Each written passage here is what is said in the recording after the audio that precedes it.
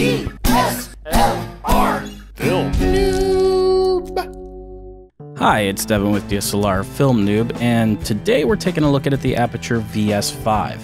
And after spending a few months really using this thing out in the field and testing out every option it has, I think that it's a really interesting option for people who are looking for a cheap, great looking monitor.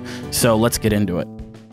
And first impression, it's got this huge, lovely sun hood here. I mean, absolutely fantastic. If you're going to hold the monitor, it's great for that. It comes with a D-tap, which shows that this is definitely built for bigger cameras or some mini.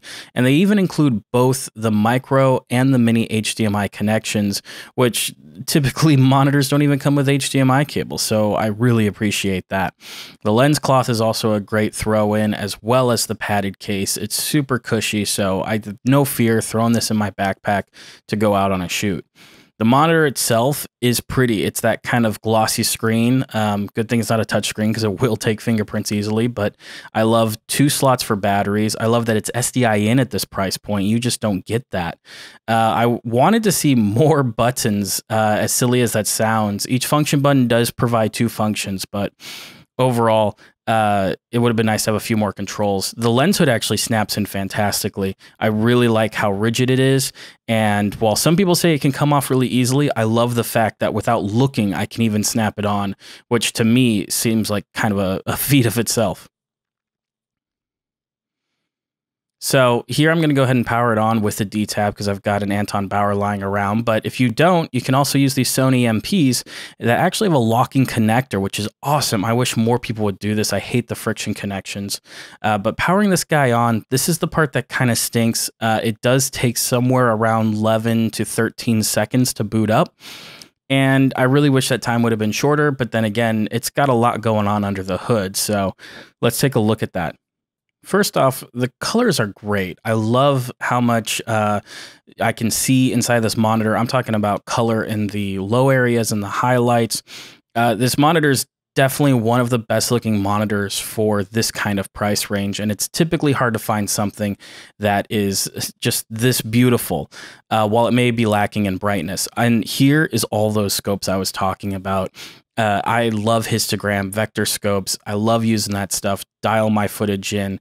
And I even consider it necessary, considering we're shooting with DSLRs, which most of the time we don't get these lovely scopes and big volume meters and all kinds of stuff. So I would have loved to see some more customization with this layout, but I still appreciate that it's done in a well thought out way that gives me all the stuff I need.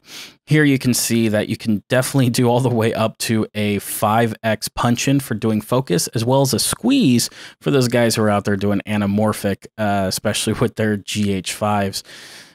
As well, you have your typical flip options and your under and over scans. I love having a safe area that has the common, crops for if you're going to shoot something letterbox, try to get more of a cinematic look. You flip this on. You don't need to tape up your monitor or do anything like that to have an idea of what it'll look like in post.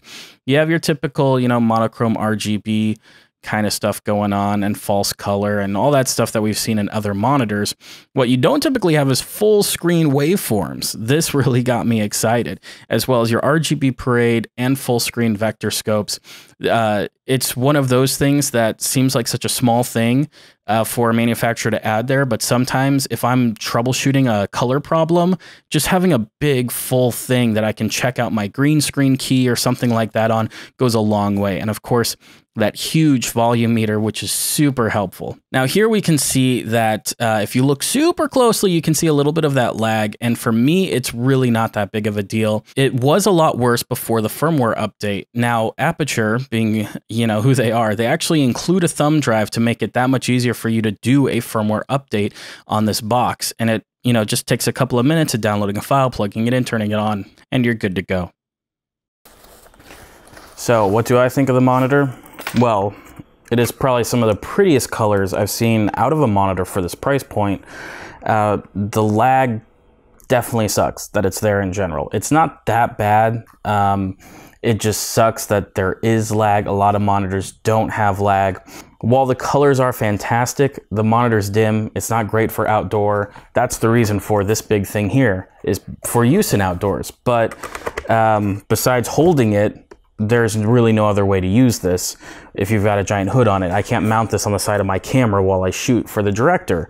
It's just not practical. So it would have been nice to have a smaller hood, or an option. I mean, it's not the end of the world. You can buy third-party hoods with Velcro and glue that on, but for the most part, that's really what kind of sucks, because I'd really like to use this more than just a director's monitor, but that lag kind of makes it a little bit hard if I'm going to use it in a broadcast environment where knowing if the lips are in sync is important, or using an environment where there's a lot of motion going on and you're always going to be a little bit behind the camera, and that's not fun.